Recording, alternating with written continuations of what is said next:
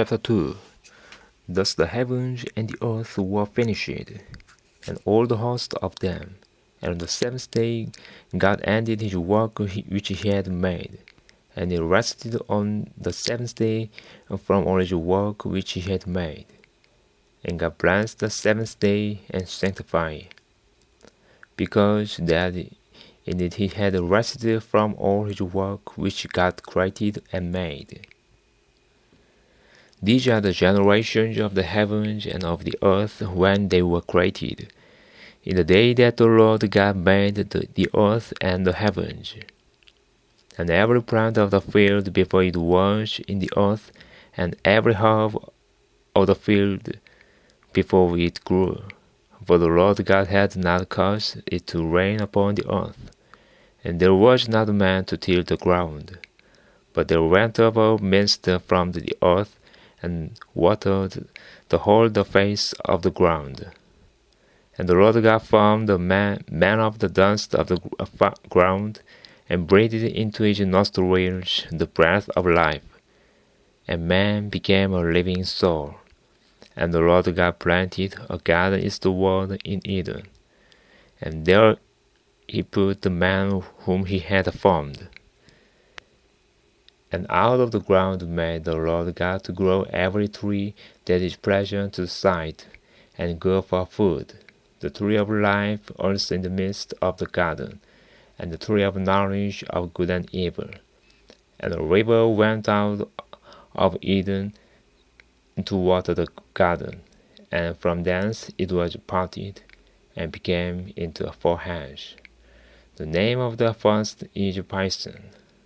That is it which compassed the whole round of Havilah, where there is gold, and the gold of that land is good.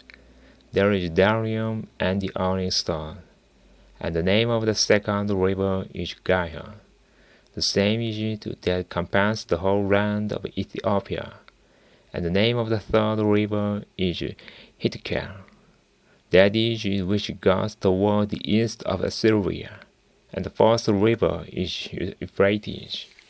And the Lord God took the man and put him into the garden of Eden to dress it and to keep it. And the Lord God commanded the man, saying, Of every tree of the garden thou mayst freely eat, but of the tree of the knowledge of good and evil thou shalt not eat of it.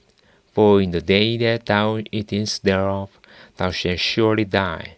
And the Lord God said, It is not good that the man should be alone. I will make him an helpmeet for him.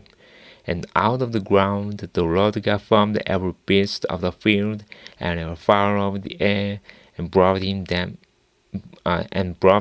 them unto Adam to see what he would call them. And whatsoever Adam called every living creature, that was the name thereof. And Adam gave names to all cattle, and to the fowl of the air, and to every beast of the field. But for Adam there was not found an helpmeet for him. And the Lord God caused a deep sleep to fall upon Adam, and he slept, and he took one of his ribs, and closed up the flesh instead thereof. And the rib which the Lord God had taken from man made he a woman, and brought her unto the man. And Adam said, This is now bone of my bones, and flesh of my flesh. She shall be called woman, because she was taken out of man. Therefore shall a man leave his father and his mother, and shall cleave unto his wife, and they shall be one flesh. And they were both naked, the man and his wife, and were not ashamed.